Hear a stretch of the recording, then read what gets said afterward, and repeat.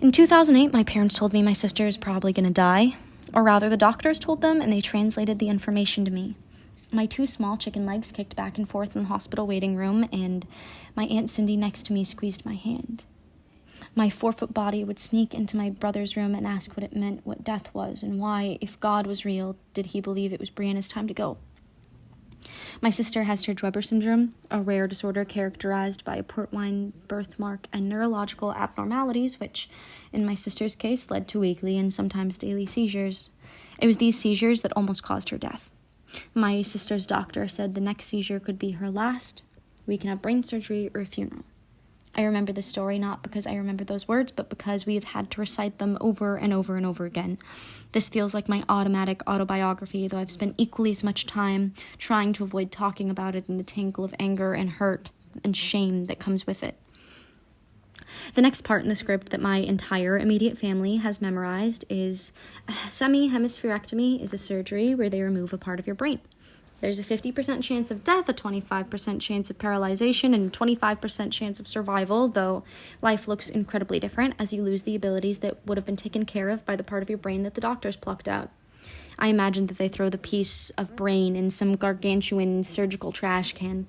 Maybe it goes straight to the stock bin for Soylent Green.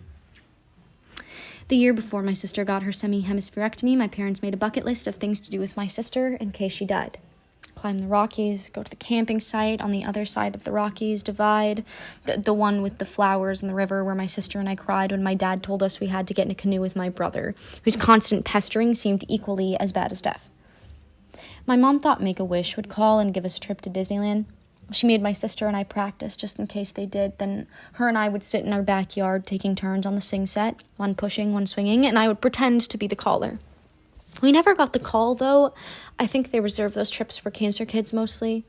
I don't think anyone even knows what Serge-Weber is. At least only the families of those who have it really know what it is. My sister got the surgery. I kissed her head before she went in, and we all said goodbye, and I kicked my two small legs again next to Aunt Cindy as we waited for hours in the old children's hospital lobby. I got to see a picture of her removed, bloodied brain forth on my mom's desktop computer later that night. She survived, by the way. She got the 25% where she was semi-normal, though her left side is paralyzed and she can't use her arm, and she greatly misunderstands concepts like money and time and what it means to steal. She's 6 years older than me, but mentally and emotionally she will always be younger. Sometimes, regretfully, I think it may have been easier if she died. My sister can't travel easily or frequently. She's never visited me in Chicago, and now with COVID, she won't leave Colorado for the unforeseen future. She'll never work a job, but if you ask her about it, she'll say, when I grow up, I'll be a nurse, or a singer, or a professional hero like Batman. I'll be a waitress. Her friends are limited to my friends who don't gape at her appearance, and the other kids at her day program who are also gaped at in public. I'm so angry that she will have all the dreams she has and will spend her days in a small room upstairs watching superhero movies and writing the lyrics to songs in her journal. I'm angry at myself for the high school years I spent ashamed to talk about my sister because of people's comments regarding her appearance and her occasionally socially inept language. I remember my brother punched someone at his high school for making fun of her, and my mom didn't yell at him, even though he got suspended. We all understood the anger he felt, how uncomfortable it is to be stared at in school and at theme parks and movie theaters and Walmart, and now that I'm older, I want to go back in time and punch myself for not advocating more, for feeling uncomfortable going in public with my sister who was always stared at as it wasn't her who was staring. It's not her who is discourteous and inhumane. When I think about her loneliness for too long, heartache flows through me and blossoms into little bits of tears that I hurriedly wipe away. I wish I could apologize to her for the years I spent distancing myself from her because of my shame or my hatred for the rest of my family. I know she wouldn't understand this. She probably didn't even notice. So instead, I call her once a week. I send her pictures of superheroes, and when I'm home, we drive to the movie theater and I let her pick the movie.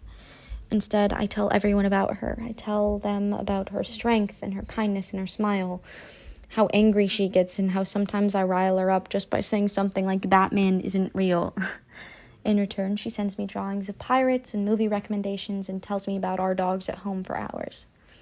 There's a list of all the things she can't do, but there's also a list, one that's longer, of things she can do and does every day and does better than you and me.